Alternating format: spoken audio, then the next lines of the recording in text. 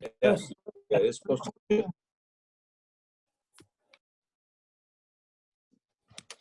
It is supposed to get cold this weekend. So I saw something where they're expecting snow in North Georgia. Yeah, heard that, yes. Well, hopefully this will be the last blast. Well, hey, you never know. Never know. Nope, Yeah, it's also supposed to be like 19 degrees on Saturday. I know, isn't that wonderful? Yeah, I know. Something to look forward to, isn't it? Yes, it is. That's why I moved here from Wisconsin to get Get away with all that nasty old. Yeah, get away. Yeah, but it followed you, John. It did, obviously. It came It's all your fault. Could be. Yeah. Yeah, the good news is it doesn't stay with you. You know, it just Yes, that's the big difference. See, that's what happens when you leave the door open on the way through from Wisconsin down to Georgia. Yes, I guess so. anyway. All right. So let's see. We got oh wow, three of you so far. Where is everybody? I guess they're still eating lunch. Maybe Armando has not, gotten back from the cafeteria over here. I was there at noon. He wasn't there yet, so. Oh yeah. Oh well. We'll see. Yes. Huh. Well, we don't have a whole lot of work today, but but I've found a few interesting things that I want to share with you, and then we'll look at the work as well. But since there are only a few of you here right now, I'm going to go ahead and get started. And I wanted to share with you, as most of you know, I do a fair amount of figure drawing and painting from life. And I found a video, and trying to remember this guy's name. His last name, I think it's Carpenter. Watercolor tutorial demo. Anyway, he's doing a figure painting in watercolor, and yeah, Steve Carpenter, and this is from life, and so he kind of walks through the process, and we had seen kind of a young, I think a Korean guy, or maybe a Chinese guy paint a figure. But Carpenter's approach is very different than that. And so I wanted to share it with you. And it's not real long. What is it? I think it's like less than 10 minutes anyway. But let's just take a quick look at that, because I'm going to talk a little bit about drawing from the figure or drawing from life in general, whether you're drawing or painting, doing plein air, and the sort of the pros and cons of all that fun stuff. Okay. So, and then while we're watching that, hopefully, a few more people will show up. So, yeah, this is the one we want. We'll figure, yeah, watercolor. Okay. And I've actually got 2 videos on there that we're going to watch today. Not all at once, though. All right, so let's go full screen on that. Okay. So pay attention, it's got some interesting stuff. Wow, okay, this is longer than I thought. It's 38 minutes.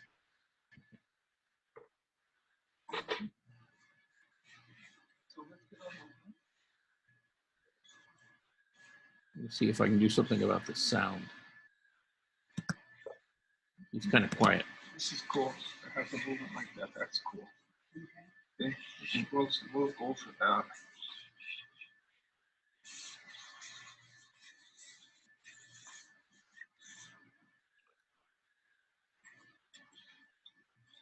Now, when you do your watercolor, you guys, you've got to draw well. You've got to get the drawing, because it's not like the oil will push around. What's the matter? It's just the picture. I got the window. Yeah, I can put them down. Well, we can put that. Launch that another time. Can you get to it to the demo? Yes.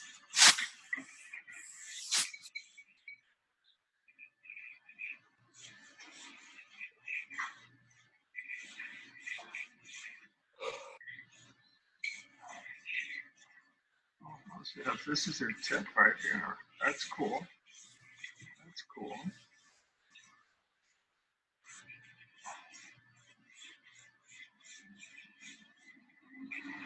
There's a tip that's nice. It's nice movement here. And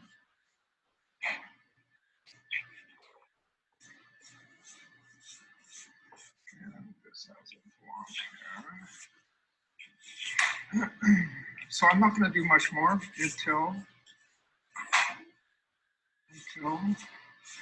I get my scale. So all our scales going to be here.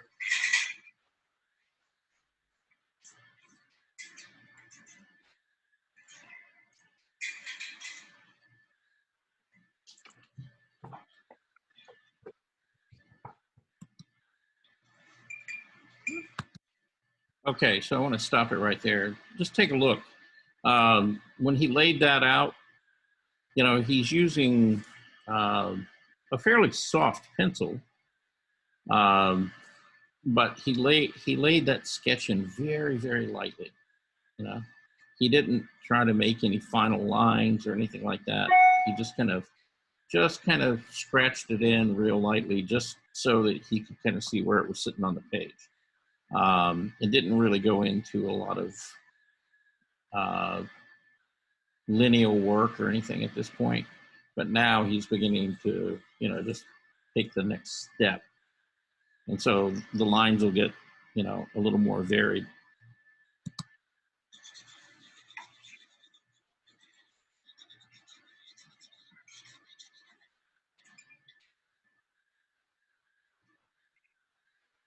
This is when you draw this guy right here, that also is going to be a definitive form. Draw it well. And loop it right into the around. And give the viewer this.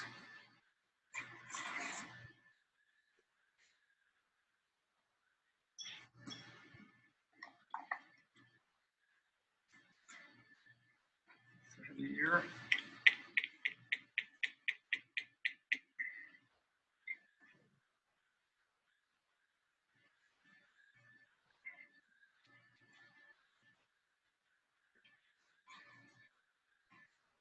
That also creates all your scale here.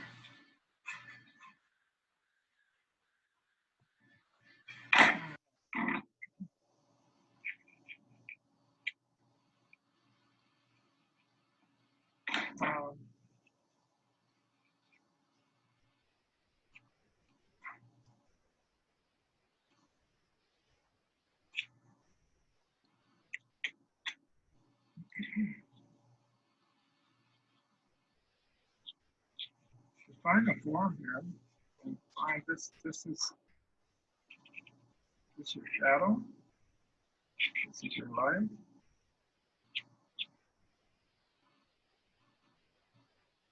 This defines the neck. This is all dark. Oh, we're going to set this in a darker tone because it's going away. All right, so we have scale for the rest now.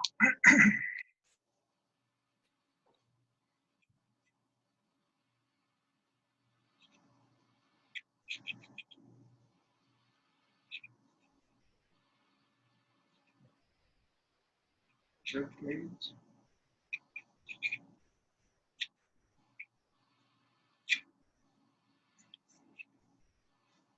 Always going through.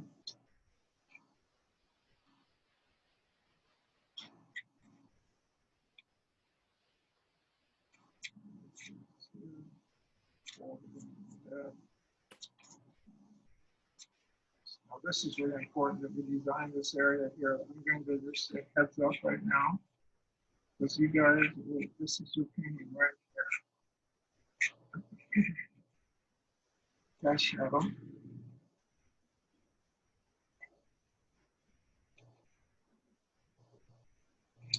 Edge on the forearm. Cast shadow.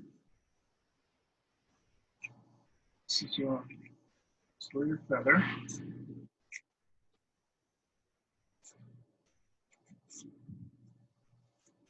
All of this should be laid in one go. Okay? So as you're drawing this, you gotta think what we're doing. I don't want people to suffer. We're gonna break it. Let's break it. Just break a little.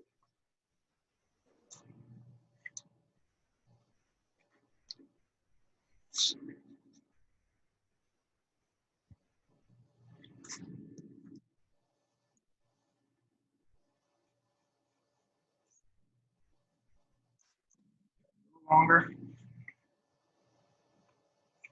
Just there's actually a perspective pushy that makes it smaller, but it doesn't look good here. So I'm gonna make it a little longer. Okie doke.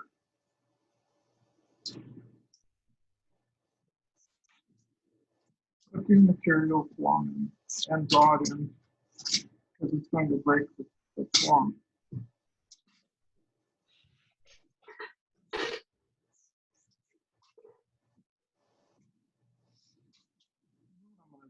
think I'm just gonna I'm not gonna deal with that later.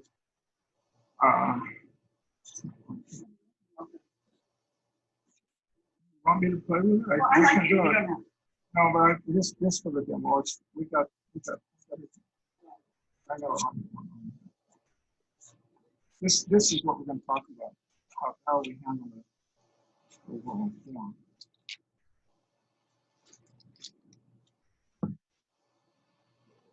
I pulled this down just a little more than what I see, just because of perspective. Now you can do whatever you want. Yeah, it's a little too much. All right, so let's go. Clean this guy up. Too much.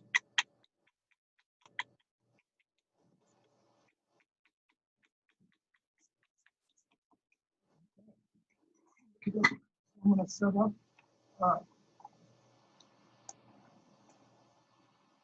Then I'm going to go with my base colors.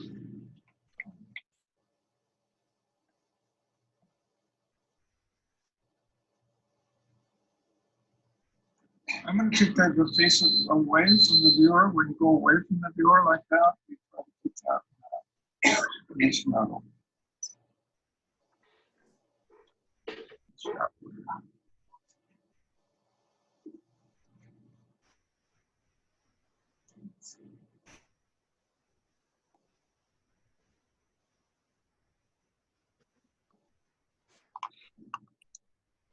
It's not working.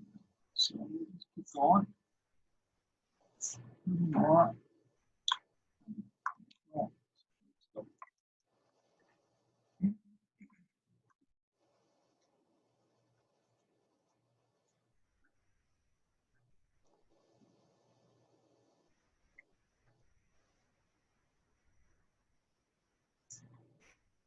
Cheekbone, dentition, dentition.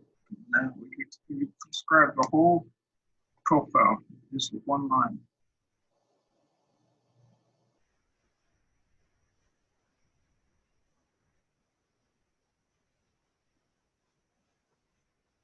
A little bit of pink.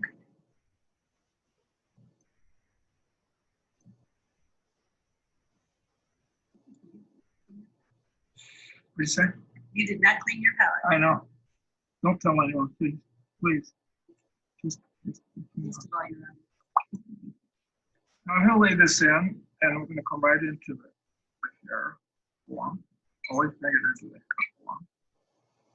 We'll do the ear later. Okay, now that's turning away from us. It's dry. Out.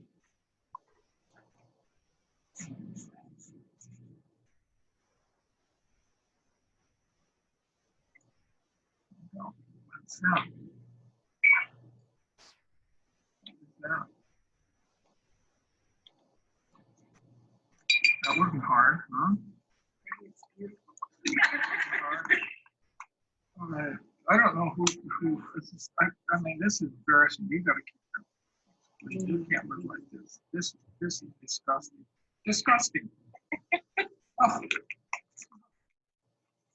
it's been so badly treated, my guy. He's in there for life. He's in there for life. Oh, thank you, doctor.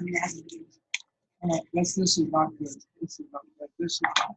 I'm sorry. I have no. Don't irritate me.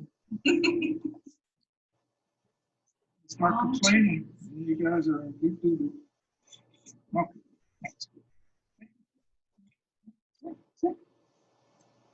All right, so let's just continue. I'm going to do the whole.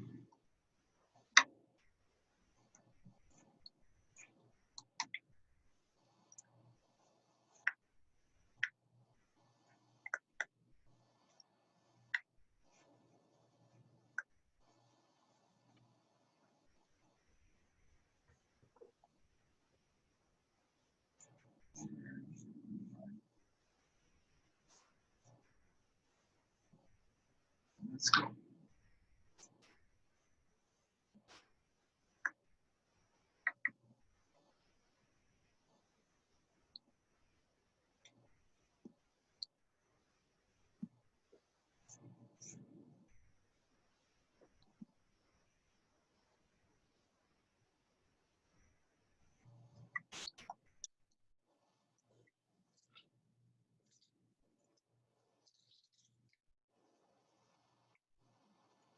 That stain, how that stains in there.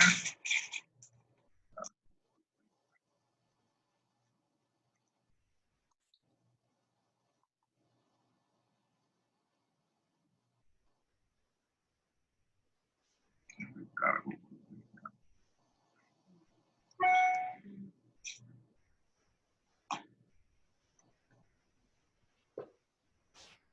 Just come back and do that later. Now this is a cast shadow, so we're going to keep that. Sure, we're okay with that.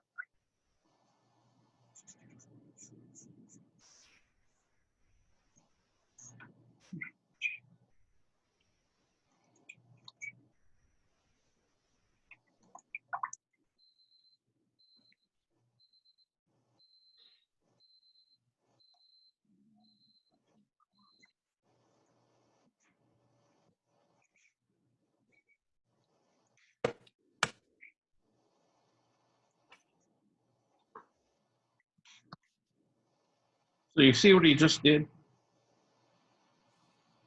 You know, he laid that foreshadow in there, you know, as a pool. And then he came back with the secondary color and he just dropped the color into that, you know, big shadow shape so that he's got a contrast, warm pool. And it's real wet. So everything kind of softens up and just sort of diffuses together. Also notice that as he lays down the color, you know, the appearance is that it's really quite dark. But then by the time that begins to kind of settle into the paper, it really goes to kind of like a mid-tone or, you know, something that's really pretty light. So that's one of the things of working with watercolors you have to get used to.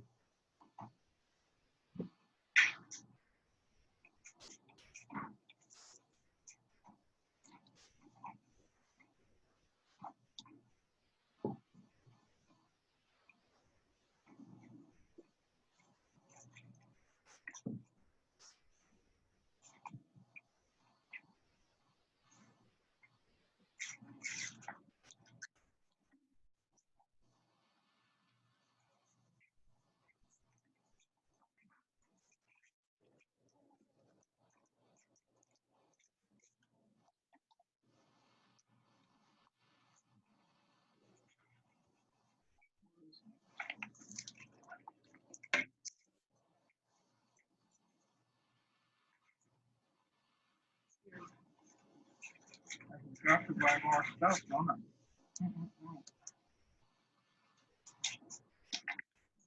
I'd like to do now. Just this.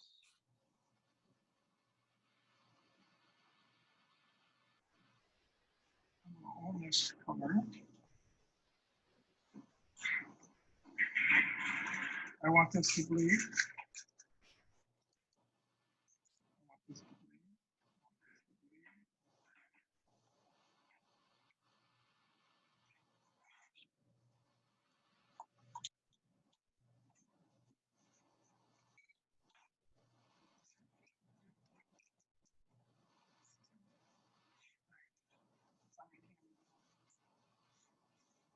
See that when it comes through?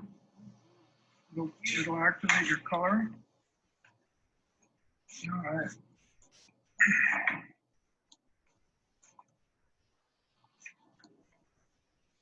So we made choices on our design, right?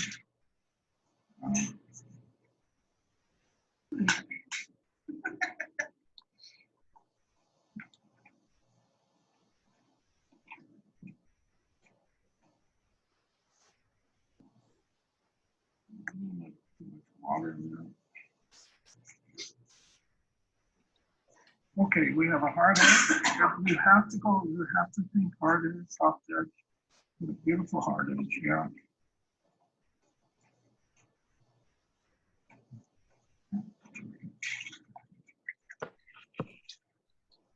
Go in and wait. Is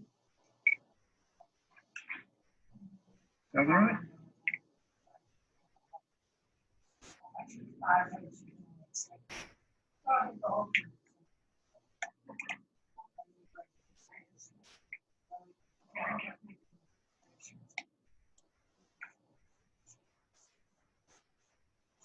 Basic design right there.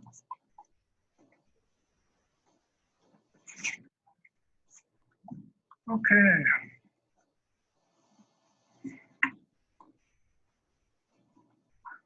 Now I'm going to go over I want to do the brown nice color here for the hair. It's going to be an accent color, but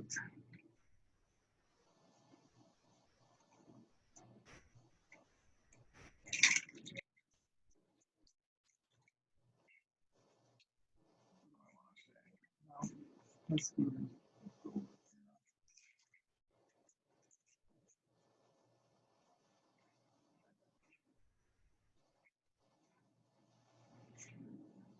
Ponytail is much later. Yeah, you know, I really don't care what that is. I gotta get. I No, want but to it's get. kind of a fun. Yeah, I'm gonna put it in, but I want to get enough aggression. You see how aggressive that is? Yeah. That's watercolor. If you don't be aggressive, you're not gonna have a good watercolor. You're gonna have a. And you do that with your color and everything you do. Where am I?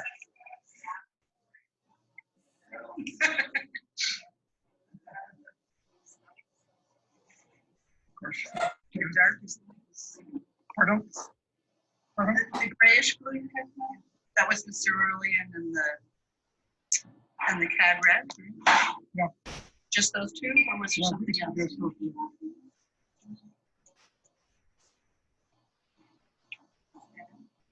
What's wrong with my paint? It's a paint's fault.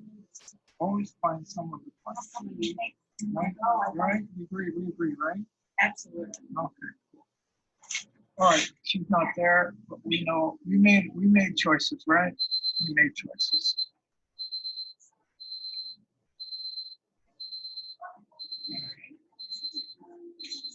No, I can't remember.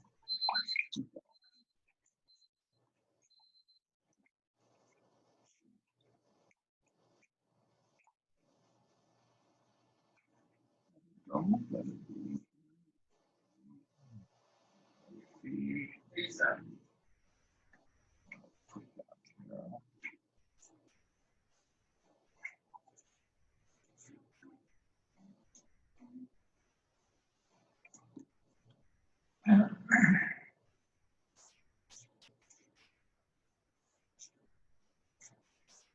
Transition right there. Color.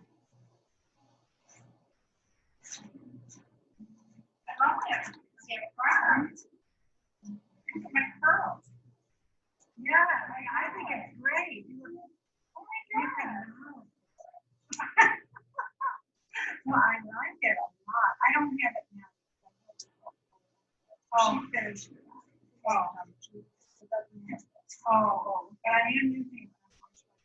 I like it, my gosh. Oh, and the back is great too. Glad it worked out. I don't like this line.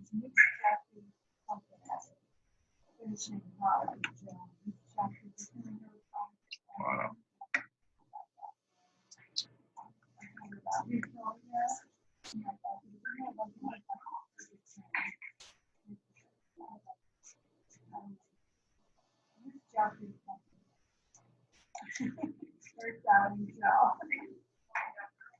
I know.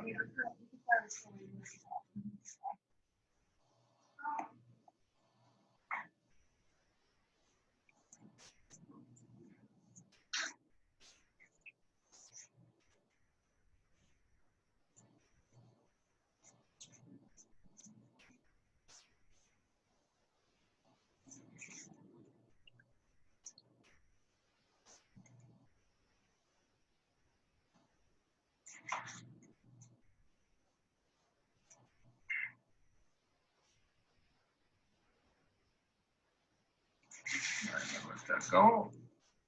Okay.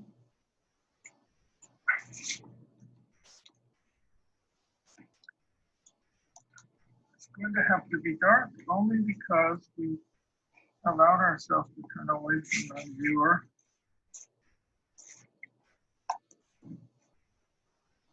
Remember? It has to be dark, Steve. The hair has to be have a darker form because we went into a shadow pattern. Remember? We made a decision because it actually is taking light. You don't understand what I'm saying? What is happening?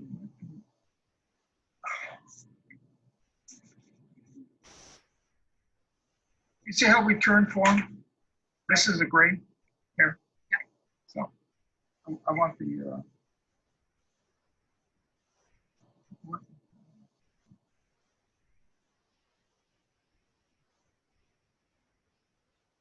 No, I can a little bit darker, but this turn just to make the knowledge that we turn completely away. You see? And just make cool. Voila, that's what I want right there. All right, so let's continue. Not messing around. I'm going to work all of my shadows. We do that first, okay? And let's continue.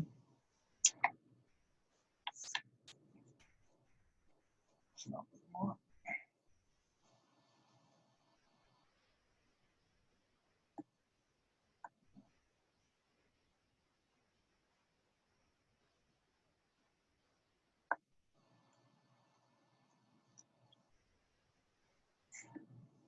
You know, this is all going to.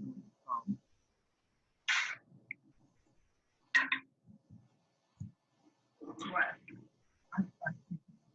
I'm trying. I'm using another brain. I just didn't You want know, to. I have very little brain. I can only switch. You just wait for your person. Actually, this is more difficult to demonstrate. It's not very forgiving, is it? Absolutely, you can't put this around. I thought that I'm taking my breath. Okay, let's go.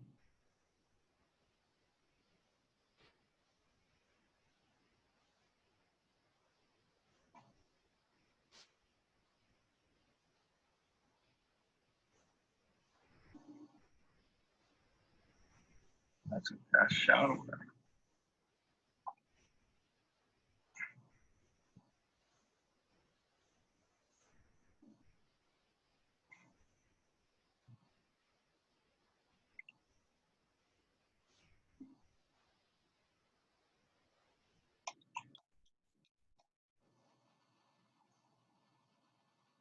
Keep that dense. I'm gonna apply that here. Almost. Oh, you know, we have to negotiate. Absolutely have to negotiate the background. We've got to. Otherwise, we won't understand what's happening. Let's do that right now. Do that right now.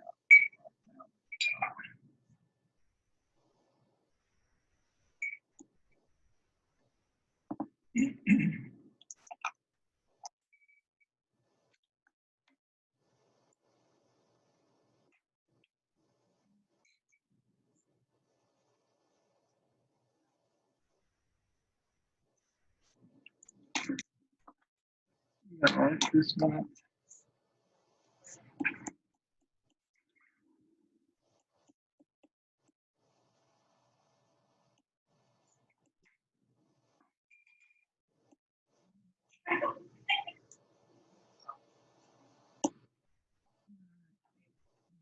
Use a nice clean.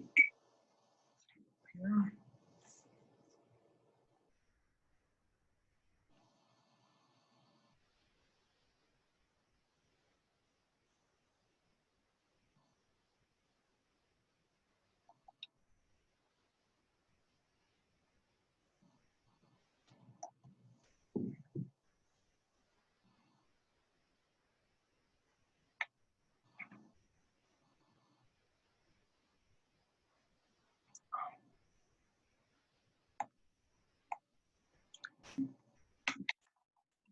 Want a color to resonate, you really want it to be beautiful, drop it in. Drop it in. Let it do its thing. If you go with too much brushwork, you can over here. Okay? If you go too much brushwork, you don't have the same beauty. Just don't. So allow yourself to experiment. And it's to die for. Wow. That's watercolor.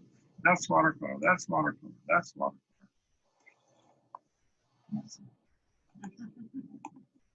Now I'm going to put the same color over here. It's going to be light. We don't want it to be too aggressive, so I'm going to just a little bit. A little bit.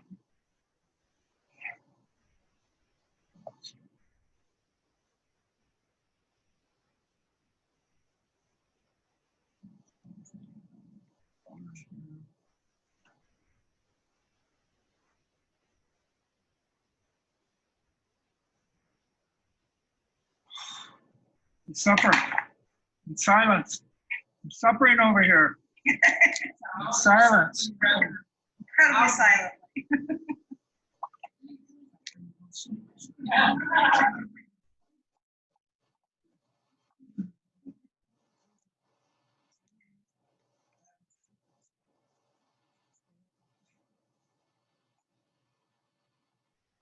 No.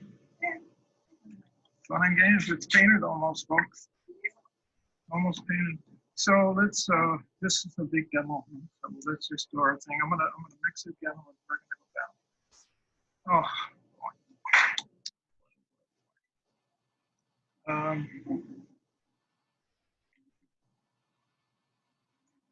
That do its thing.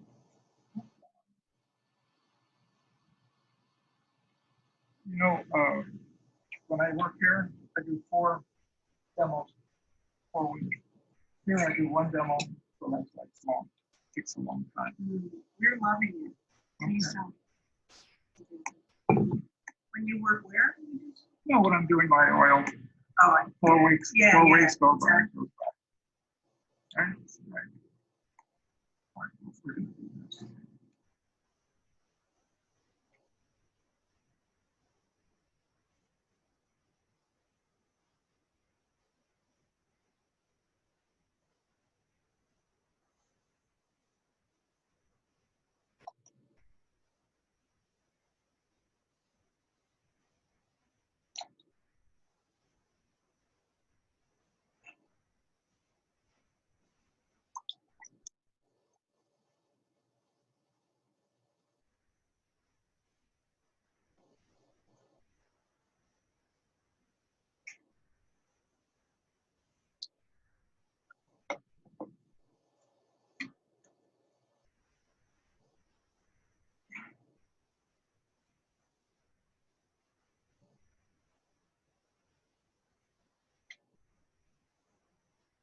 And separately. That's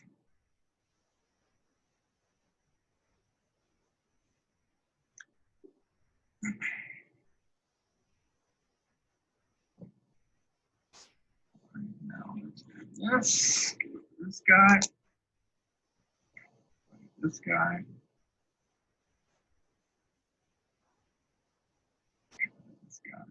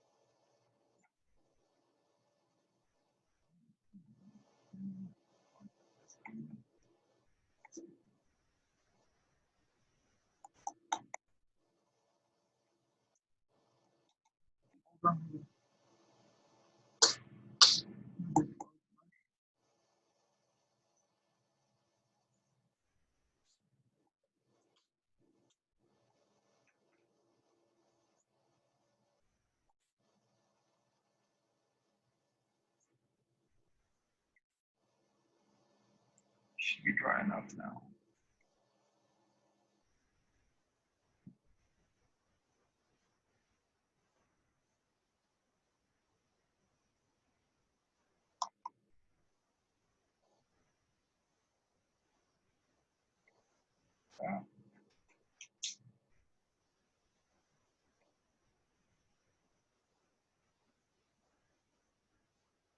What's this?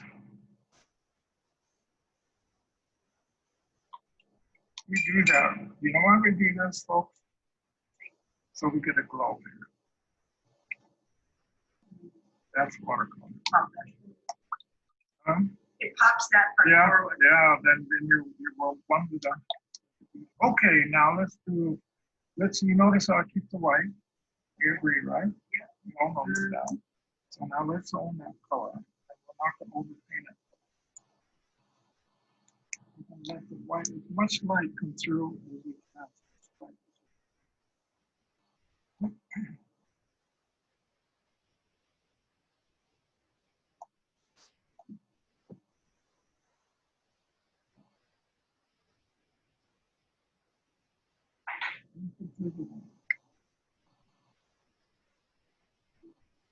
It's way down.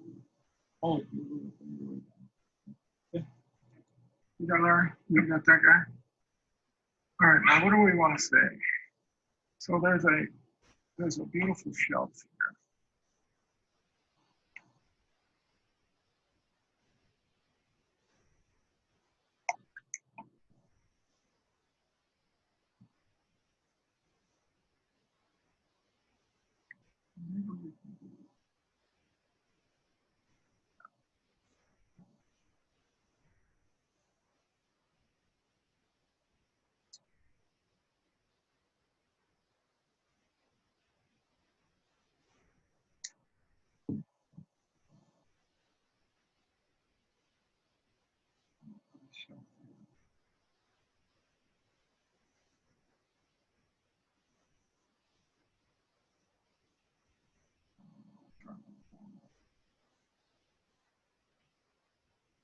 Let's let this be. That be. And what I want to do now is to my rounding.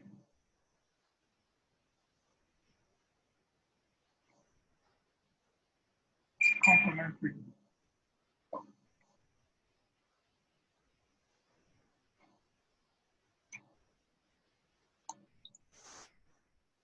This color will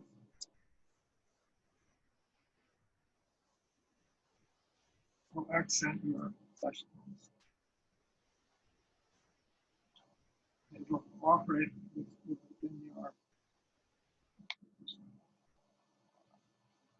Hi.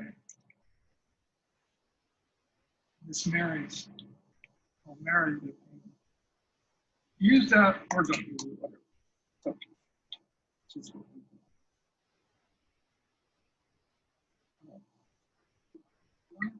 Notice how I waited a long time, right? I want everything to dry around there.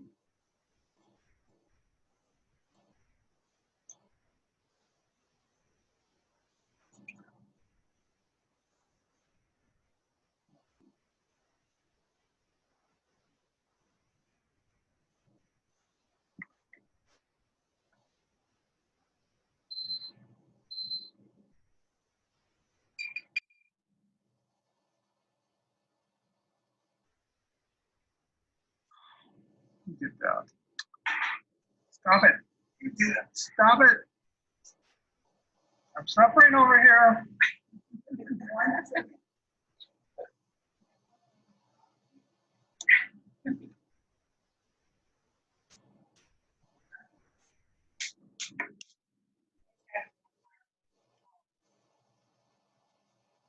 Oh, plastic. Plastic. Too late.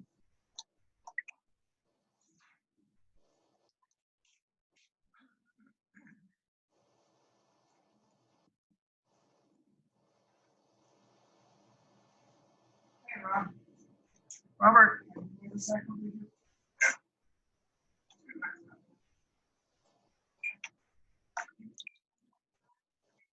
Online, I thought she was 5 and she's 6. I grew up. One more thing that I'm done, guys.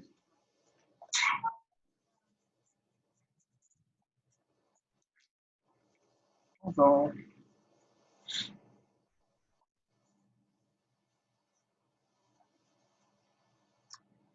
it's done.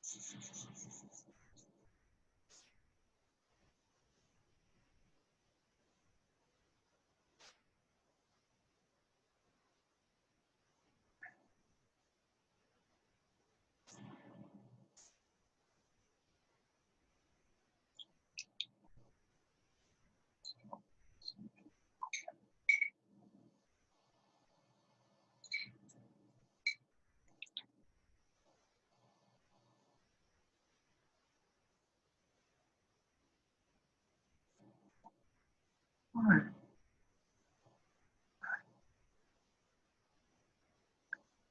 Just about to run.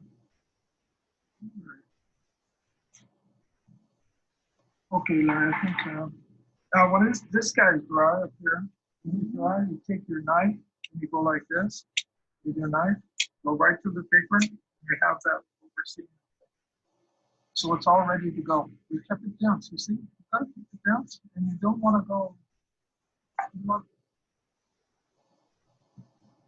Okay. What was he just doing at the end? He was scratching, through it to bring out the highlight. When at work, by In the, communicating effectively with Like, in the hair.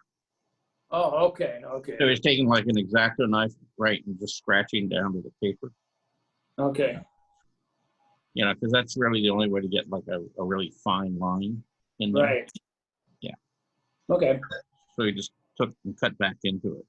But, the thing I want you to notice about that is, he wasn't trying to make a flesh tone. specifically. He was just breaking it into, a warm side, cool side, and light and shadow. And he kept it real abstract, and very simplified. And that worked really nicely, because he saved the whites and he didn't fill in, even his whole background. He let that, just be the white of the paper for the most part. And, it was a real nice, sort of seemingly simple and direct, method that he went through. And, but when you really look at it, it's if you tried to do that, that takes a lot of practice. So, that's why watercolor isn't my thing. I tend to overwork it and overpaint it. So, that's that's my critique of myself, in watercolor. So, anyhow, so it looks like we have a few people who got here finally. Yay! Okay. Now let's see, how many have we got? We got, well, 6 of us. Okay. Let's see who's here, so we can kind of say hi. So Veronica, Bob, June, Eloise is here, and John. Okay. Yep. All right. Good to see you guys. All right, so I'm going to jump into sharing a little work, okay, that got sent in, since you're all here. And we want that. There we go. And then we'll talk about other things too, other than gas prices. We don't want to talk about gas prices today. No. Crazy. Luckily, tomorrow is payday, and I'll be able to actually put gas in my car. Crazy. What, on the plus side, being retired, you don't drive as much. Yeah, but I'm not. I'm driving back and forth here now. Yeah, and I'm here at the Benson Center today, and happy to report actually that we have our first load of stuff in the kiln in 2 years. So, let's all cross our fingers. Hopefully everything comes out good on the other side, and so we'll see how it does. Anyway, so to begin with, this is Bob's, okay, and this is Bob's drawing from Friday. It was just last Friday. Yeah, it was just last Friday. Okay. Yeah, I'm trying to. Had a few things going on since then. Okay, so he didn't do the full figure. He focused really like on the head and the shoulders and what she was wearing and how it sort of flows across her figure. And you got some nice range of value and tone in there. To kind of contrast the light. Now, she was not in like a lot of like really direct light. It was for the most part, the lighting was relatively even on her. But the nice thing about that pose was kind of the softness in the contrast and also the fabric. Now, about the only thing I'd say to you, Bob, is you got a nice strong dark up here in the hair. Mm-hmm. And I would caution you on like in the features of the face, watch how dark you get those. Okay. Because, okay. Yeah, they're probably not going to be as dark as the hair. And then you probably down here in the shadow somewhere, you probably could have punched in something just a little bit darker down in there to kind of, make it a little more evenly sort of distributed in the drawing. But, overall, you've got what she was doing. You have the feeling like she's sitting. Like I said, your value ranges generally are pretty good. the drawing doesn't look scratchy. You know, you softened it back.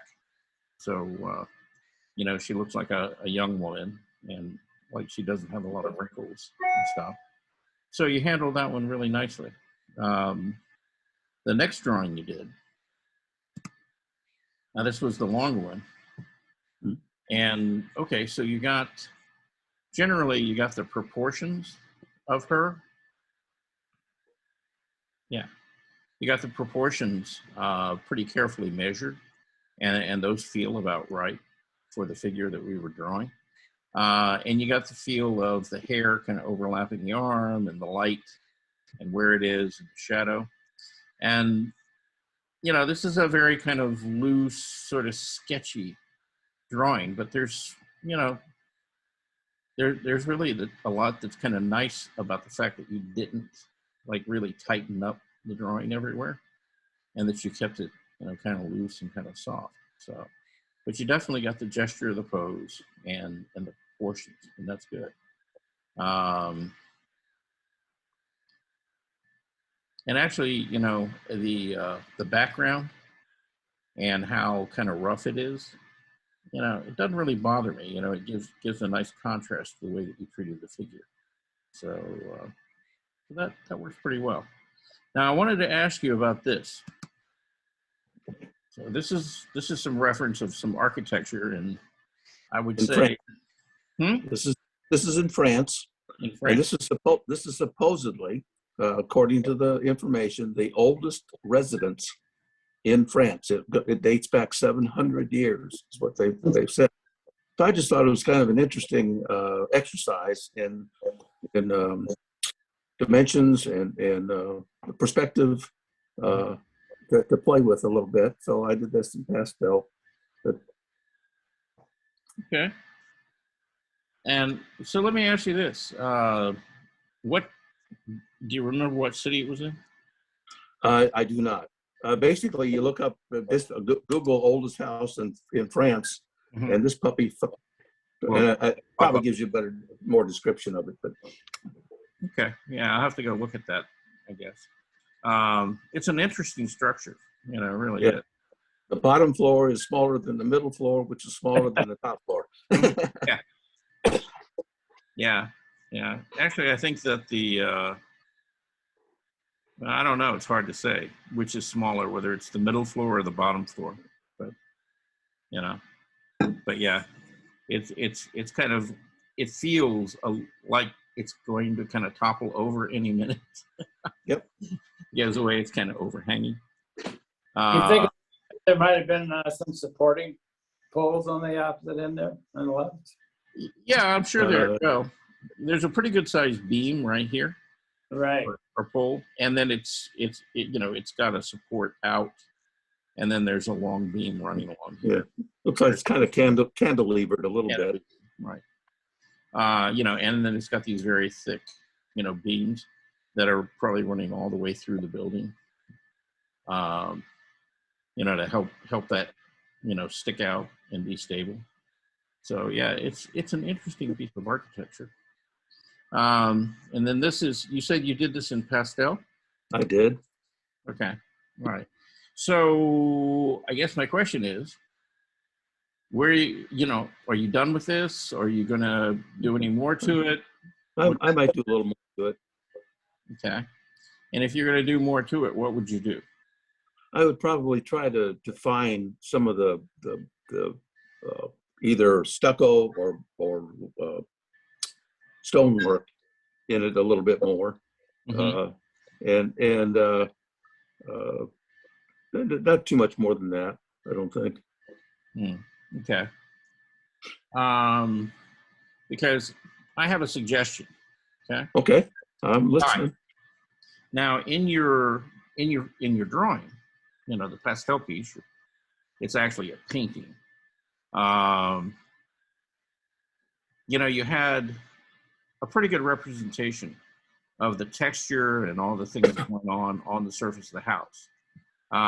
You had the road coming down and around it, but then you brought this blue sky, you know, all the way down behind it, right? Mm-hmm. You know, and then over here, you know, you brought blue sky down, and you really didn't have this anchored to anything. And so the thing is, it kind of gives me the feeling like it's kind of floating, right? Okay. All right. And now I'm not saying that you have to render everything in the background, but you might like come in here and you might find the shape of that wall, or get something down here along this roadway, so Okay. that it kind of feels like, okay, there's more to it. It just doesn't fall off, into the sky. Back here, whether you put pastel in it or not, you might just pencil in, like the rooftop, and, just some loose indication of the railing in the window, so that you know that something's back there, but you don't take it, to a finish, and you don't detract from, your focal point, which is really it there. But Okay. yeah, I would do a little more on it. I'd give people some sense that they're, it's not standing out there all by itself. That it's in fact in a village, and it was built that way to kind of fit, the environment that it's in. But that's just me. That's kind of, Okay. How'd you work your vanishing points and angles? Did you use a ruler, protractor? Did you use for your? Just visualized it. Oh, okay. Yeah. Very good. Yeah, I mean, the perspective on it feels, good, Yeah, right. solid. Good. So, yeah, and, with it, with you being so close to the building, it really does sort of, distort it and kind of make those angles kind of extreme, plus the fact that it's stacked, the way it is. Okay. Anybody else got anything to say before we move on? Good job, Bob. Oh, thank you, Elvis. All right. Let's see. So there was Bob's. And then, okay. Let's get down here. Okay. I'm looking for John. Okay. Well, all right. She's not here. Eloise is here, though. And these are some drawings that she turned in, and we hadn't covered yet. So this is when we were doing the, the cast. And so this is that big kind of Greco-Roman head that she did. Nice. Yeah. You got a good range of value on this again. The outline, again, a little more variation in your line, like here on the forehead, things like that. Having a darker line under the hairline, I think makes sense. But when you get to this outside edge here, it's like you could almost, since you've got a background in there, you really don't need the outline. It's just having the value of this against the light would accomplish the same thing, and it wouldn't draw attention to that edge right there. So, something to think about. Sometimes you can lose that line, and just let it kind of disappear, and the background to hold it, so you don't need to, create a sharp, edge in there. Yeah, because if that were not there, right there, then the line work, on this side of the face would pull that forward. But right now it's this is actually stronger and more emphasized than the jawline or any of the, any of the line work, on the face that's closer to us. Okay. Okay. Like the corner of the mouth, you probably could have really punched that in. You did under the nose, but carrying that line around, defining the nostril, the shape of the eye, that's where I would have put my sharper line work. you know, because that's what I want to draw forward, and this is what I want to push back. Same thing, you know, here on the bust, you know, across the chest, you know, leaving this line, you know, a little more defined, and then, you know, not making quite such a strong statement, you know, on the outline of this, again, so that this sinks back, this moves forward, okay? Because always remember, you know, when you're drawing, you're looking for those edges and where things start and stop and how they kind of intersect with each other. But you're also, you know, thinking about how am I going to, you know, push and pull space, you know, just like in painting, you know, how am I going to get this shoulder to move backward and this shoulder to come forward, right? So, you know, as you go through your drawing, you know, you might see an edge, but, you know, then the thing is, okay, how am I going to translate that in my drawing? And then how is it going to work in the drawing with everything else so that it either moves into the background or into the midground or into the foreground? Okay. Okay, I have a confession to make. You do? Okay. I'm actually trying to just fulfill the assignment, and I'm not trying to, you know, do the best that I could on these, and the time constraints. Plus, I think we had some interruptions then, so. Yeah, we did. It's something I put on paper, so. Okay. Anyway. All right. Well, yeah, whatever you do, yeah, you know, try to keep that in mind, you know, because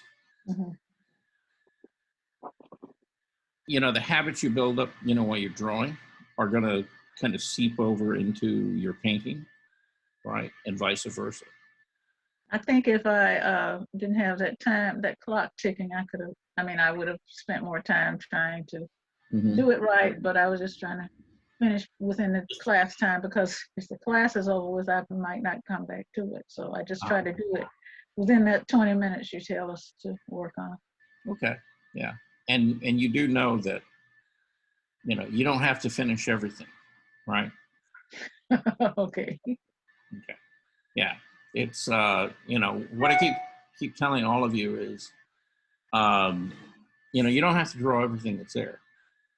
You know, even if you only did like a small part of that face, but you concentrated on it and you did really well, and you really kind of thought the process through, that, you know, that's really more of the exercise than it is getting the whole thing done.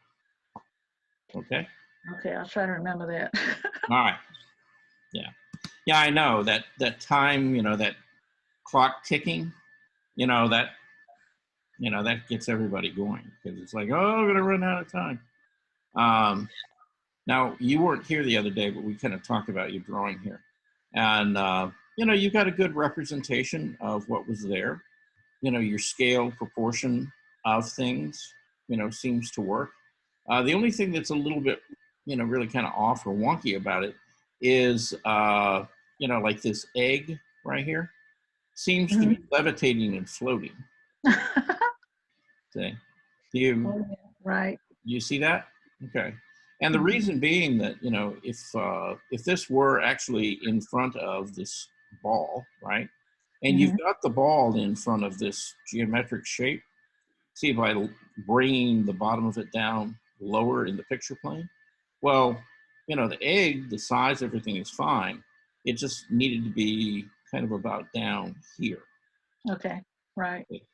I should have emphasized or concentrated on one item instead of the whole thing, but I didn't realize that till after I had started, so. Yeah, in this particular thing, what I asked everybody to do was, you know, try to include at least, you know, like 4 items. Okay. If you didn't get 4 done, you know, believe me, I wasn't going to add extra birthdays to you or anything like that. So, you know, that's fine. But, you know, a lot of people really struggled with this geometric form, and you kind of nailed that one really well, you know, as far as the proportion of it, you know, the angles and kind of how it was constructed. You know, you did really well with that. Yeah, that That's really good, Eloise. Mine was way off. Thanks. Yeah, a Except for couple, the golden egg, that levitating egg. yeah. Well, you know, hey, you did a magic trick. You know, you got your egg to float. You know, nobody else did. So, you know, Yep. so that's, you know, that's the special thing about the drawing is, you know, we got a levitating egg there. But yeah, a lot of people did struggle with that. So yeah, that's not an easy piece to draw. Right. You really got to kind of simplify it and kind of think about what it is. Your drawing, okay, of the girl sitting in the chair. Okay. Again, you know, your proportions, you know, are all pretty good. That foreshortened arm and hand Mhm. got Yeah. Well, and let's talk about foreshortening. Okay. So when you've got something, you know, like a leg coming towards you or an arm coming towards you, what are you looking for so that you can tell somebody that it is actually moving towards you and it's not just short and fat? Any idea? the effect of that part of the arm. You want it to look realistic. Yeah, but what could you use so that one, you know, well, yeah, you could use value. Really what I'm kind of thinking of though is what we call overlapping shapes. You know, overlapping shapes and form. Okay. So let's just talk about, you know, like the forearm right here. Okay. And let's blow this up and take a really good look at it. Now, one of the reasons that this doesn't really look like it's moving forward is because what you're missing is you're missing those overlapping shapes. I need to get a piece of paper.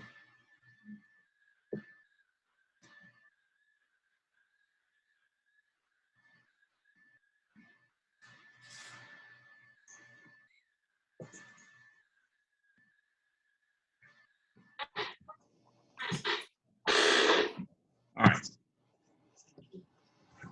So real quick, if I don't fall off the stool, I'm just going to kind of sketch out that forearm real quick.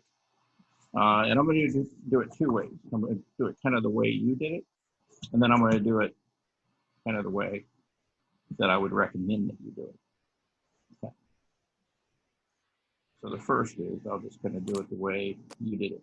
Now, the way you drew it, we kind of describe that as a contour drawing, okay? Because in fact, you know, what you drew was you drew the outline, you know, around the shape.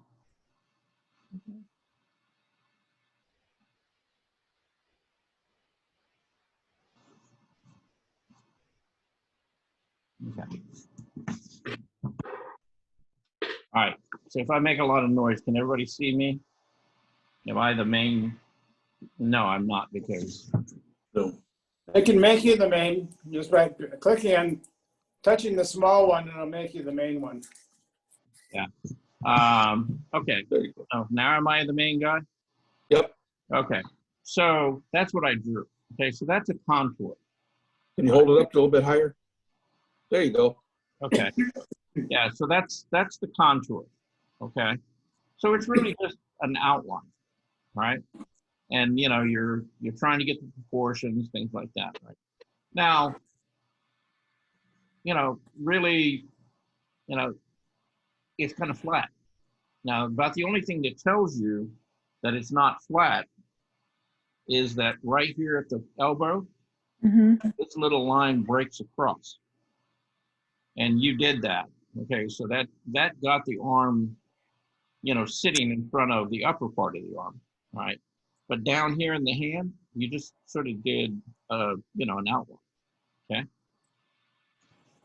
Now let me do it. Now let me do it kind of where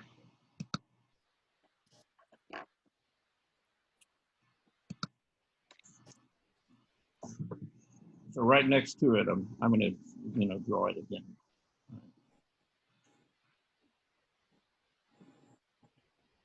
And I'm going to try to vary my line weight as I do it.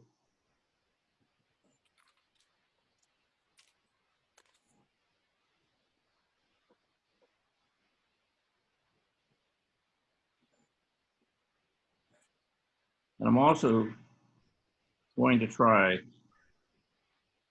not to get, you know, too wrapped up in like the anatomy of things. I should actually be looking at the photograph of her, but that's okay. We'll just go off your drawing.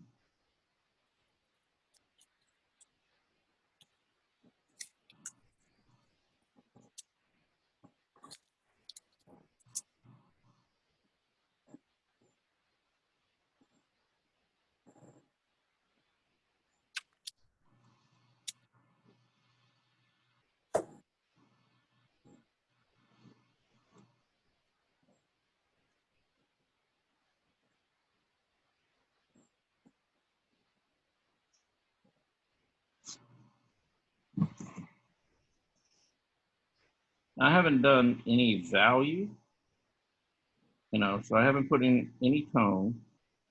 You know, all I'm doing is I'm just using line, but I'm trying to vary the line weight in places and trying to kind of consider, all right, if I make this like a really dark, thick, heavy line, you know, is that going to, you know, bring it forward, or is it going to push it backward, right? If I make this like a really light, thin, but, you know, very sharp line, you know, what effect is that going to have, you know, on the drawing? So, probably good enough for right. Okay. All right. So there's the other drawing. Okay. Now you see how I broke those shapes, you know, and I just came across and I brought one thing in front of the other. I see. Yeah. So, you know, anytime that you're dealing with foreshortening, that's kind of what you're looking for, is you're looking for a way of telling somebody, okay, this shape is sitting in front of this shape, right?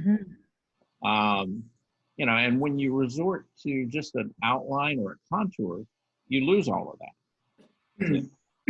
And so, you know, the effect is that the drawing is kind of flat looking, right?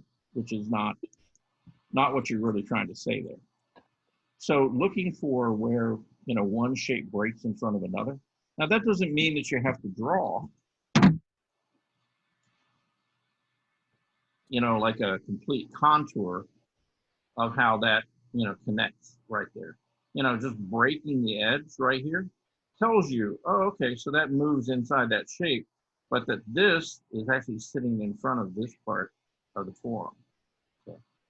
And, you know, and that's, you know, kind of where the wrist and the, you know, the carpal, you know, tunnel and stuff is. And then you come to the top plane of the hand, and then you get knuckles, and then you get the top plane of the first joint of the fingers, right? Because you don't see the second or the third joints, you know, you just really just see the first. You know, in painting, if I painted that arm, would the features of the arm that are closest to me be lighter, as like a landscape, and the ones further back would be a tinge darker, or what? That won't work. No. It's not about being lighter or darker, okay? Because things in the foreground can actually be darker, or things can actually be darker in the background, or they could just be darker in the midground, right? Okay. And it's not whether they're light or dark, it's how much contrast between the light and dark, right? If things move back, you know, further, there's going to be less contrast in value, right? As they move forward, there's going to be more contrast in value, okay? Not only that, as they move forward, the edges will appear to be sharper, right? As they move back, they're going to tend to be softer. Okay. All right. So Thank you. kind of think of it, you know, it's not a light and dark thing, it's a contrast. All And right. if you're painting, you know, in drawing, you know, you don't have as many options, right? Because you take out color, intensity, and temperature, right? So all that leaves you with is value and hard and soft edges, right? To play with. You know, in painting, you can modify the color, you know, to make the colors more neutral as it moves back and more intense as they move forward, right? Okay. So, but that's kind of the idea. Does that make sense? Yes, good lesson. Yeah. So look for those places where, you know, one thing breaks in front of another, and that way you get, you know, this sense of, you know, foreshortening. And foreshortening is one of those things that, you know, it's a conundrum. You know, when you first start drawing, yeah, and you just have to learn. You know, you can't use the same set of rules, you know, when you're drawing an arm and a leg where it's vertical and you can see it, you know, versus something that's sticking out towards you, you know, because it totally changes it. And you know, it's kind of a cylindrical object, and then you got to look for where it breaks, and, you know, one thing overlaps another. I see. Okay. You know, and like I said, it would be helpful to know anatomy and a little bit about the muscle and the bone structure there. But the fact is, you know, if you just look at it really carefully, you can actually see it, you know. And it's, you know, the thing is, it's like really subtle. And, you know, one of the things I talk about is, you know, one of the reasons that you draw and paint from life is so that when you get into situations where you're dealing with things like photography and stuff like that, where, you know, you lose so much of the information, you know, then you'll have that information in your head because you've dealt with it before and you've actually seen it, you know, and you'll know what to look for. So, and anytime that you're dealing with foreshortening, you're dealing, you know, you're looking for those overlapping shapes. Okay. You know, one thing in front of another. Okay? All right. That pertains also to facial features or body features, I suppose, because the things that protrude further closer to the viewer, right, would have a different color contrast or. Yeah. Yeah. Now, luckily, you know, unless you're Cyrano de Bergerac or Pinocchio, you know, then the depth of space between the front plane of your face and the end of your nose is generally pretty shallow. So there's not like a huge distance there, okay?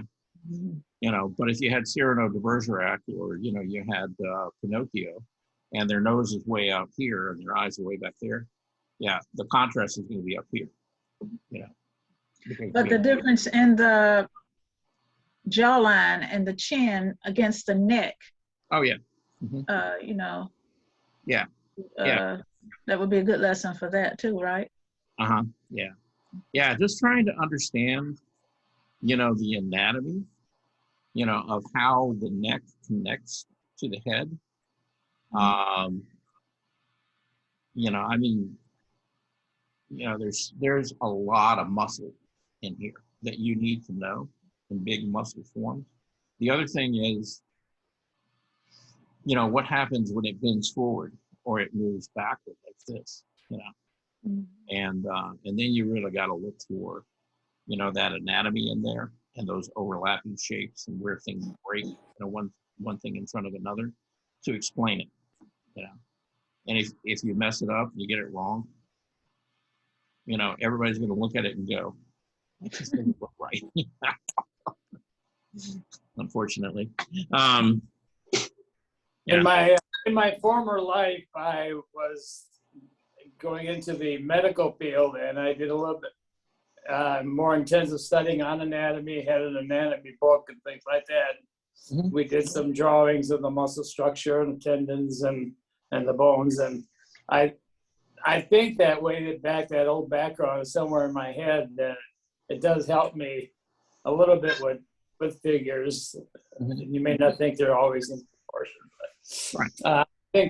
but I think just going through a simple anatomy book would be a big help for anybody.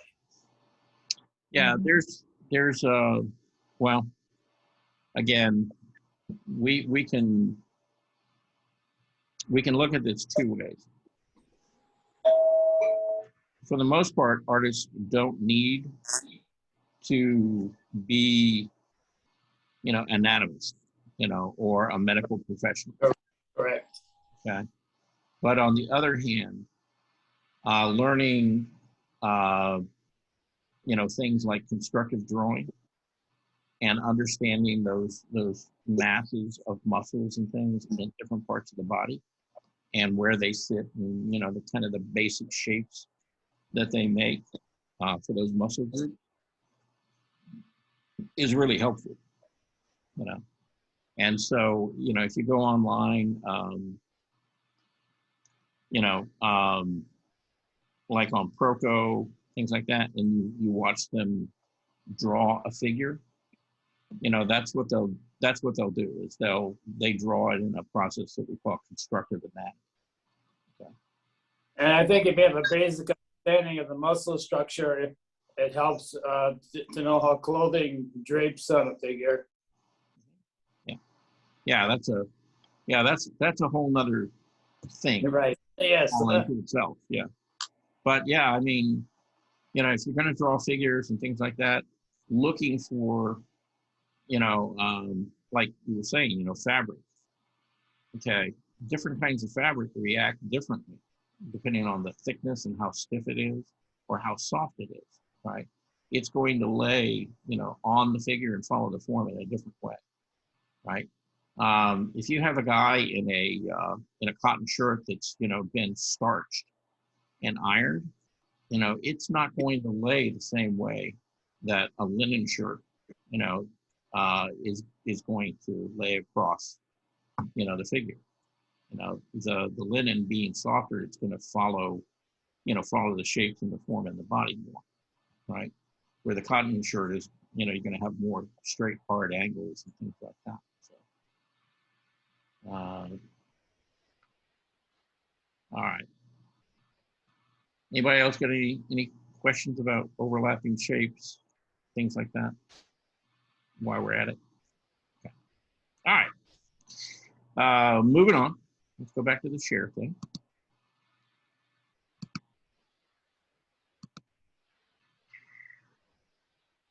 And last but not least, you have Mr. John Gigliotti.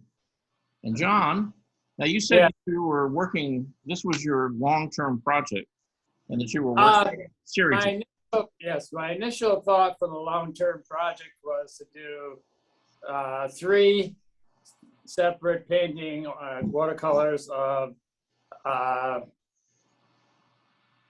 had a reference of like lonely children, despondent, things like that, and I was going to do a collection or a series of 3. This is the first one I've done, and I don't think I'll get the other 2 done by the end of class session. Okay, all right. So let's take a good look at this, okay? Because you got a couple of things going on. Now, overall, when you look at the painting, the broad view of the painting, your depth of field, okay, works pretty well. You have a background, you're using mainly muted colors and things back here, and those tend to sit back, okay? And then you kind of come into, this isn't really your horizon line, but it's a line, in the Right. and then you got these trees here, the yellow, and I would, I guess what I would kind of advise you, I'm not real sure exactly where the light is coming from here yet. I mean, obviously this tree is casting a shadow. And that middle ground, the yellow is theoretically bathed sunshine. Mm-hmm. So Okay. it's pretty much above, and the figure would be in the shadow of that, the upper tree thing. It's in the foreground, Right. Okay.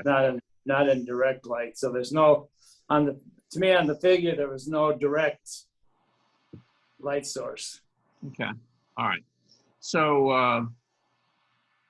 I guess, being, what you just told me, if this is going to be where all the light is hitting, then the Correct. trees right here Uh-huh. can't be equal to it. Well, I didn't think it was because of the intensity and contrast of the color. But to me, that tree thing is meant to be in the foreground. Just overhanging of the tree is probably, Like here, but I'm saying the yellow tree back here. oh, back there. Okay. Yeah. Yeah, that's what I'm talking about. See, Okay. this cannot be equal to. So yes, right, correct. Okay. And the reason it can't is because, okay, if you've got a lot of intense sunlight hitting the ground, then Right. that means that those trees are moving more vertical, right? Right. And more than likely, the sun was behind this tree line rather than in front of it. And if Okay. that's the case, then these are going to be darker. Okay, I see now. Yes. Yeah. So, now they're not going to be as dark as this, but they're going to probably be at least as dark as this.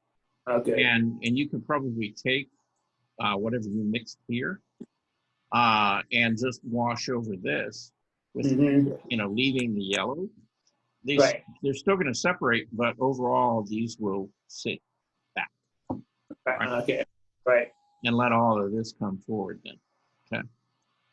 Okay. Kind of the same thing here. You've got a lot of foliage and things that seems to be kind of in the mid-ground. And, Yes. and the thing is, it's like a lot of the color is very light in value. Mm-hmm.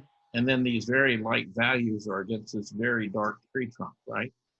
And so again, you're creating a lot of contrast over in this area, and you don't really need to. You need to, calm that down a little bit so that your focus can be, really on him, right? Okay. So would it be calming down the tree or intensifying the background? Well, I think you could go either way. I would do the background. While you've got this gray kind of wash mixed up, Mm-hmm. and you're going over the yellow, I would just do the same thing over here, in the green, Okay. and leave the tree alone, Okay. Or you could just wash over all of them. And in doing so, and I'm not saying scrub anything, it's just, just put a layer or a wash over all of this and then let it sit. And, that might soften that tree a little bit. Okay. Right. But When I was doing it, I was thinking that I didn't really want to make distinct objects in the background. Yeah. But, yeah, but you did anyway. like you, I overworked it. You did anyway. So Right. so yeah, actually just kind of unifying, Yeah. with the gray wash Right.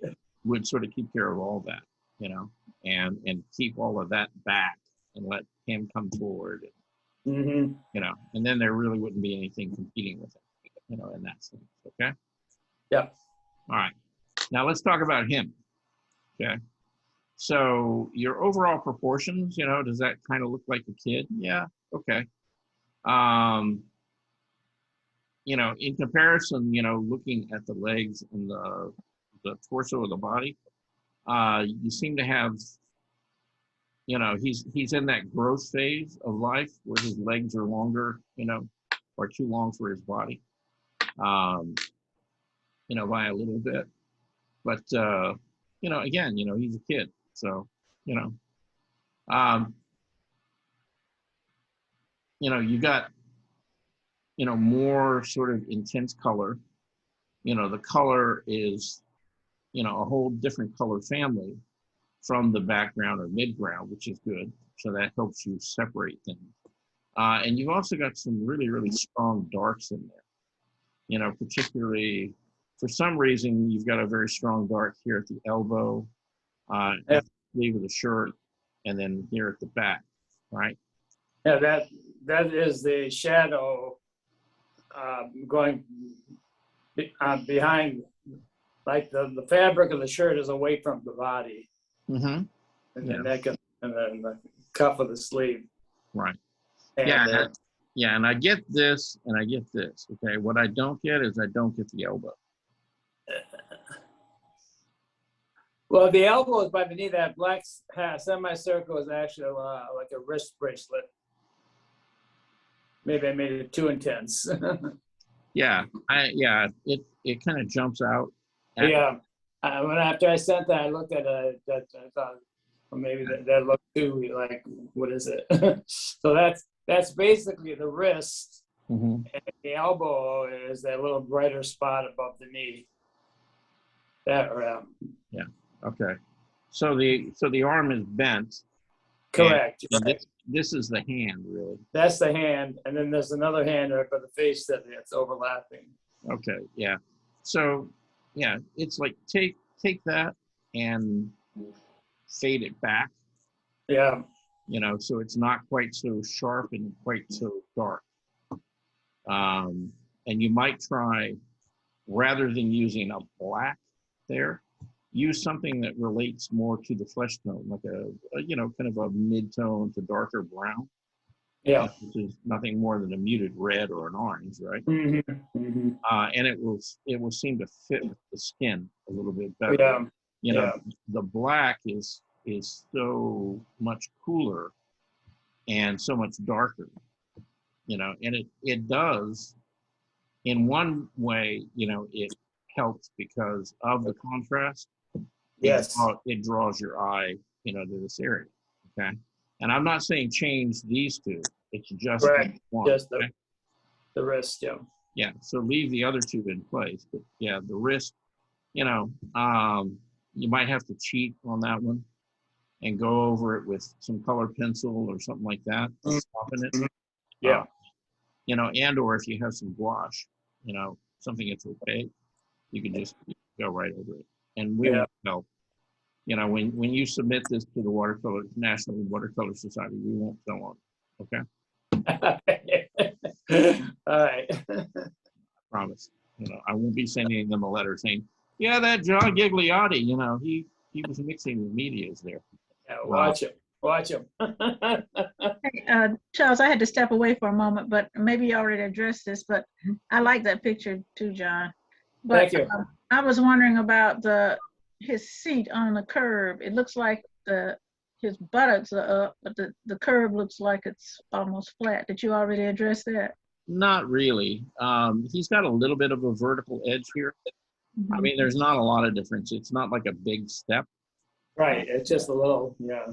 Okay. You know, it's you know. Now he's got more of a step here, you know, Mhm. with these, but yeah, this one, you know, maybe like what, 4 to 6 inches difference. Yeah, like pavers. Yeah, something like that he's sitting on the edge. And that didn't really, I mean, I looked at that, it didn't bother me too much, Mhm. you know, again, because, you know, it's I kind of got the idea. I like the way you did the steps though. Uh-huh, yeah. Yeah. Yeah, what we talked about so far was taking this yellow tree back here, or these trees, and dulling them down, because right now they're about equal to the same color and intensity that's here in the middle ground, coming into the foreground, and so it kind of flattens that area out. And if you kind of fade those back, then all of this comes forward. And then kind of the same thing around this area. There's a lot of contrast, you know, between the tree trunk and these lighter greens in the foliage. And again, if he took a neutral like this gray and just washed over that area, that's going to bring those greens down a little bit and get them to sit back, which anything to do to get any of this stuff to move backward, he's going to come forward more, Mm-hmm. you know. And you guys, you need to start kind of thinking in terms of, when you're doing an outdoor scene or an interior, it doesn't matter really what it is. Even a figure, it's all about how are you going to create this illusion of space, of depth, right? How are you going to get something to look like it's closer to you, and something, that's similar to it. I think I've done better on that with some of my landscapes, so I think I've moved it back, but it's not as successful on this. Not so far, I usually don't. I usually don't have a figure. Yeah. Well, and to the good thing is that you do have a figure, and the fact that it would be easy to kind of look over all of those things, because Right. the first thing you want to go to is the figure. Yeah. So, and in talking about the figure itself, again, your scale, proportion, things like that all feel, pretty good. Your overall contrast, yeah, you got some fairly high contrast areas in there. Though I would look for, some opportunities to really kind of punch in some darker values, like maybe in the back of the hair, or, here in the chest area, because he's kind of folded over and kind of compressed there. I've done some of it, but not real intense. Yeah, but it's like the value has to get darker in here. Right. So it sits up under that arm, because you got a rib cage, right? Like right. Yeah. Let's see if I can control my cursor here. Yes. Yeah, you got a rib cage that kind of sits in here like this. And so if, even if the light is diffused, there's going to be probably a stronger shadow, where he's compressed to move forward, and not quite so much out here, right? Mm-hmm. Right. And that's going to help emphasize the fact that he is kind of, hunched over. And I tried to do that over at the lower portion of the shirt and the hip, so that make the hip look like it was coming a little more forward than the wrist. Mm-hmm. Yeah, but yeah, just darken, like right in there, and now that doesn't mean make it black. That doesn't mean no way, no. Yeah, make it darker, like the blue here. It's got to be darker than the blue here. Yeah. The red here has to be darker than the red here. So okay.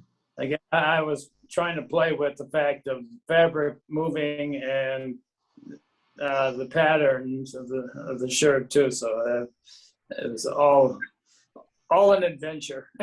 Oh yeah. Yeah. So sometimes you take on doing things and you think, oh yeah, that's going to be pretty simple, and then you get into it and it's like there's a lot of stuff to think about. No, I didn't think it was simple. I had to do a lot of thinking. This was too much work. Yeah. Huh. How do I want to take that? I had to think. Actually, now that you said that, I think it's a good thing for you. Then you need to do more like it. Okay. All right. Well, it's pushing you. It's pushing you, and you're not in your comfort zone. Right. And that's kind of the key. We got to get out of our comfort zones and kind of get into, where we are challenging ourselves, where we do have to think, or have to kind of explore a little bit. Okay. So anyway, that's it. That's the show today. It wasn't a lot. I'm going to run through some stuff that I've been doing, okay? And I'm going to start with this. On Sundays, I go over to a studio and paint a live model, and had a wonderful model this last weekend on Sunday night. She's here from New York. Anyway, this is what I did while I was there, okay? And that's really about 2 hours. Okay, that's all you really got. Because we did some gesture poses and for whatever reason, we had an extremely social night. I think everybody was glad to be back and around people. So we spent a lot of time, just kind of hanging out, talking to each other. And so we lost some time. But anyway, so that was at the end of 2 hours. And I was not particularly impressed, with that. But, I mean, it was kind of heading sort of in the right direction. But there were little things that were just kind of off about it. Okay. These were the 3-minute gesture drawings that I did. And again, I'm working on a gray piece of paper, and I'm using a Prismacolor pencil. In this case, it was kind of sepia color. It was kind of a dark, brown. And then just a white, just to kind of punch in some light. And then this was a 10-minute that we did. And again, wasn't particularly thrilled with that. There's, some things that were off, but for 10 minutes, it was like, okay, I got enough done. So anyway, I wasn't really happy with the painting, and I was going back and forth as to, am I going to take a palette knife to it and scrape it off, or am I going to leave it on there and go back and kind of, futz with it some more? And so I chose the latter. And so that's how it ended up, after I went back in.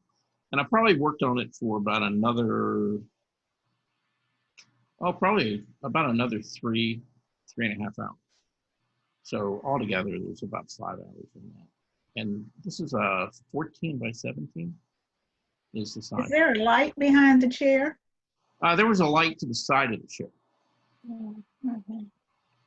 So over on the left-hand side, there was that was really the light source. And so, it was casting the shadow to the right. So does it kind of read that way or not? Yeah, the first one looked like there was really a bright light behind the chair. So this one is not as bright. Yeah. I pushed the contrast, quite a bit between, the final version and what I had put down initially. So, that's, see, I really didn't develop, much of the chair. Now, I already had the light dark contrast in the background, this being light and this being dark. This is actually lighter in value than it ended up. Again, because, I brought the contrast down in the final painting because that's, her hand was not the focal point. I kind of wanted you to move, up here, to the face and the shoulders. So I tried to put in more contrast here than over here.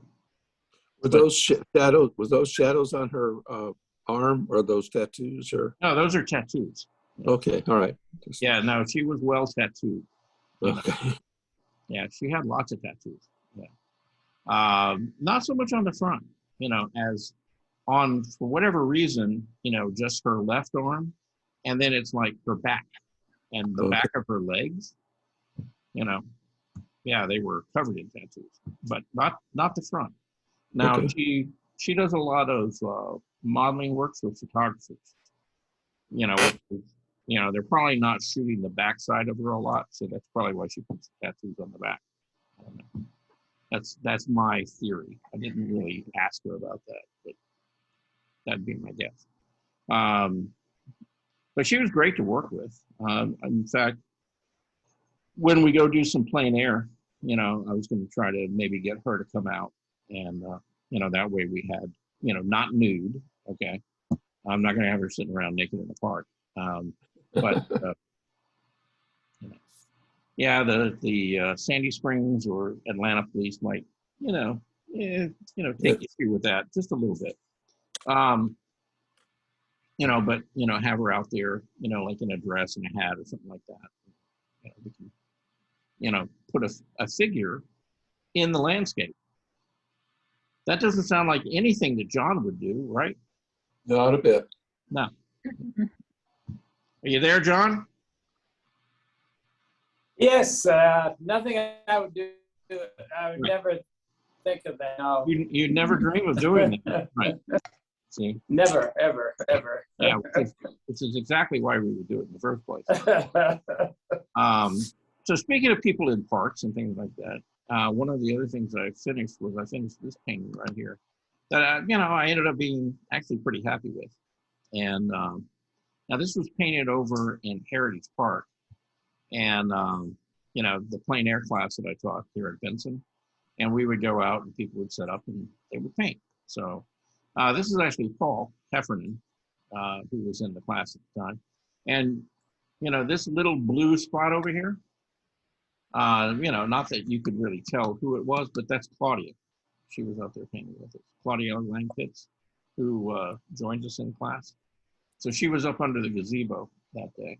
And so I've got her and her paint box out there. But,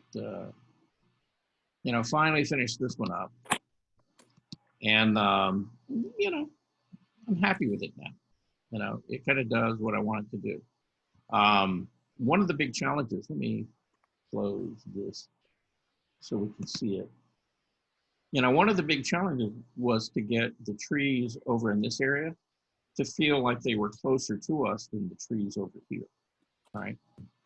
And, because otherwise, if they're the same value, the same contrast, everything else, it's like it flattens it out, So it's like how to bring these forward and, push these back.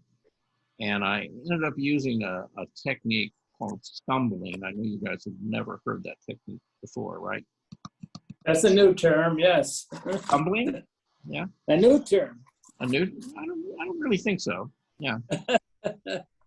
But notice the difference between, say, this area and this. And basically what I was doing is I was taking I had mixed up kind of a neutral gray paint. It was lighter than a mid-tone, okay? So it was kind of a middle light in value. And I just laid the brush down, almost parallel, to the canvas itself, and just very lightly went over it. And what it does is it just leaves these little, catches the high spots in the canvas and will kind of give you this overall gray effect and soften this area so that this begins to recede and all of this begins to come forward. Okay. I mean, does everybody see that, or am I just, is that my delusion? Yes, I can see it. Okay. But it's a pretty straightforward, technique. And, artists really didn't use it much. Well, in fact, they didn't use it at all. Really up until around about the late 1800s. And then contemporary modern painters use it all the time, actually. It's like one of the go-tos in building up paint surfaces.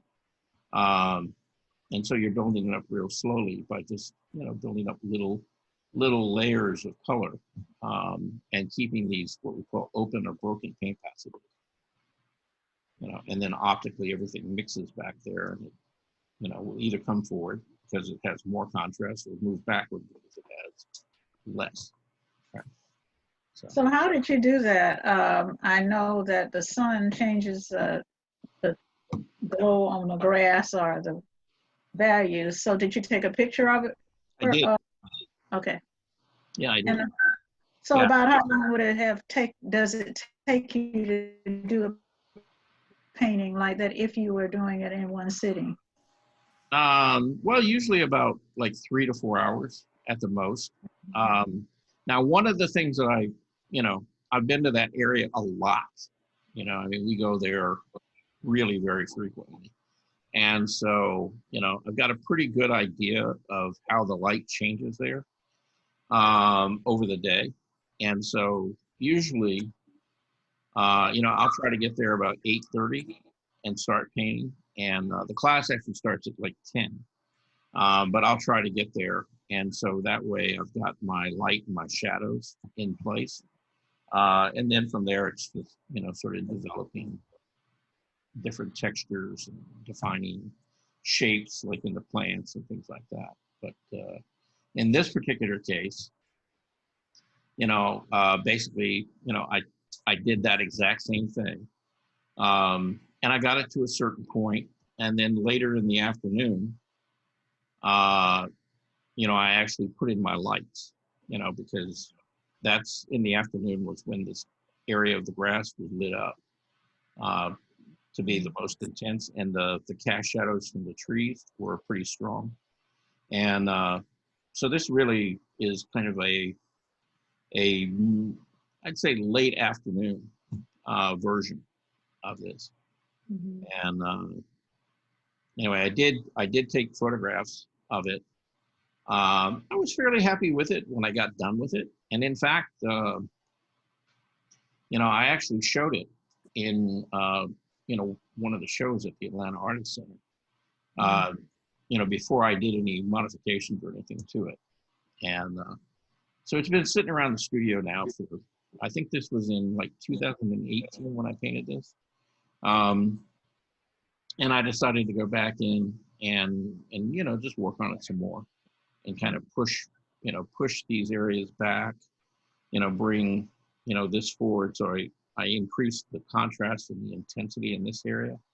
Worked on Paul a little bit in the paint box. Got a little sharper edges, a little more contrast in that as well. So, you know, it's not like I repainted the whole thing. It's just, you know, I just worked on it and did some more to it.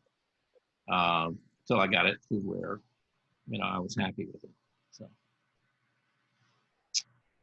and then the last, well, not the last, and then there's this, and I had finished, yeah, I had finished, supposedly I had finished this about 2 months ago, maybe a month ago. And it's been sitting in the studio and I keep looking at it. And overall, I was pretty happy with it. I liked the light and everything else, the contrast. But, you know, it was something about, you know, there just wasn't enough in the trees themselves. And so I went back in and really punched in some of the darks, you know, down here in the lower area of the painting, because all of this was just kind of, you know, turning into a big bowl of stew, and you really couldn't make out, you know, much of what was there. So, so I went back in and just, you know, kind of increased the contrast, define some edges, and you know, I already had a warmer edge or a light on, you know, most of the trees in this area, but I really didn't bring that back into here, and so there wasn't a lot of continuity in it. And so I went back in and I just brought some warmer lights, you know, on that side of the tree, on the right side of the tree, facing the sunlight. And it helped, you know, it helped quite a bit. So now I'm a little happier with it. And now I'll hopefully leave it alone and not keep messing with it. It's a very restful painting. Yeah. Well, that's my view off of my deck. Behind my house, you know, on the back. You sit there and look for it for about 10 minutes and you're sound asleep. Well, I go out just about every morning, and you know, I'll sit, and this is covered. So, you know, I could be out there when it's raining, you know, or anything else, and just, you know, be outside and watch, you know, the sunrise, the days when the sun does rise, you know, because on those rainy, stormy days, you don't get to see the sunrise because you just get gray clouds. But, you know, when the sun does come up in the morning, you know, it's an amazing view. It's really beautiful. And we have this lake. There's a little stream. This little stream runs back behind my house. And I think I've told you guys that off the back of my house, if you walk out about 20 feet from the back of the house, the next step you take will be a very long one. It's about 100 feet down. You know, so it really sits up, you know, on the top of the ridge. And so, you know, in winter, when this isn't all covered with green, you know, you can actually see, you know, down that creek, you know, down to the beginning of the lake, you know, that sits back in there. And so it's really a nice view. It's very pleasant, you know, get to listen to all the birds. Get to watch the herds of deer, you know, move up and down the creek, you know, sometimes during the day, you know, particularly in the winter, you can see it. And then at night, we get to listen to the coyotes howl, because there's a whole pack of coyotes that live down here. And, you know, that's their home. So they make their presence known fairly frequently. So, and then the last thing I want to show you is this. And I finally finished it. And this is something I'm going to be submitting to Metro Montage, which is at the Cobb Marietta Museum. It's coming up here. Well, I think mid-April is the deadline. And so I was going to submit three paintings, and this was one of them. And the title of this is Where to Begin. You know, it's that age-old question, you know, like, Yes. you got this big mark, this big white canvas. It's like, you know, where, you know, that first gesture line or that first mark, you know, like where am I going to put that thing? So, but yeah, anyway. I was going to ask you, do you always name your paintings or put titles on them? But I do, yeah, for the most part. Now, for the figure paintings, you know, like the things like these figure studies, things like that. You know, I don't really give it a title. You know, like this one, I just listed it as figure study in red and green. So that's the title of it. You know, I will, if you ever do a figure study of somebody, I have a little advice. Do not put their name in the title. Okay? Yeah. Generally, models are not happy with that. You know, so even if you just use their first name, you know, they get a little weird about it because, you know, let's close that. So yeah, I don't recommend doing that. Okay, you know, give it some kind of generic, you know, title. Okay. Anybody got anything else?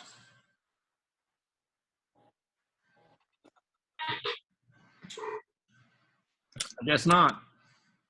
All right. Well, thank you all for coming. When's the last day of classes? The 31st or the 1st? Friday is the 1st, you know? Yeah, I have classes booked up until the 1st. Okay. Yeah. Yeah, but I'm going to be, you know, I'm going to be sending out a new link that will take them through May. Okay. Right. So, and pretty much so they'll all carry on except for that Thursday class. Okay. That's the only one that's going to change because, you know, we're going to look at trying to go outside. So. I thought you said you were going to do that on Tuesday. No, Thursdays. Thursdays. Yeah, Thursdays. Yeah. Yeah, we're going to do it on Thursdays. Yeah. Yeah, Thursdays I'm going to go out with you guys. Fridays I'm going to be here on site. So. And when will that start? The outdoor plein air? First week of April. Okay. Yeah. Yeah, I'll be sending out kind of a link, you know, and information how to sign up. And that's really open to any of you. It doesn't matter what center you're at. So, you know. Is there going to be a registration for the plein air? Yeah. Is there going to be like a registration for the plein air? Yeah. Yeah. You'll have to register for it, though. I don't really have a class size limit because we are going to be outdoors. So, you know, we could easily get 15 or 20 people out there. Okay. Yep. All right. Anyway, I will see you in the morning at 10 o'clock. 10 a.m. All right. Thank you for coming. Okay. See ya. Bye-bye. Bye, everyone. Thank All right. you. See you tomorrow.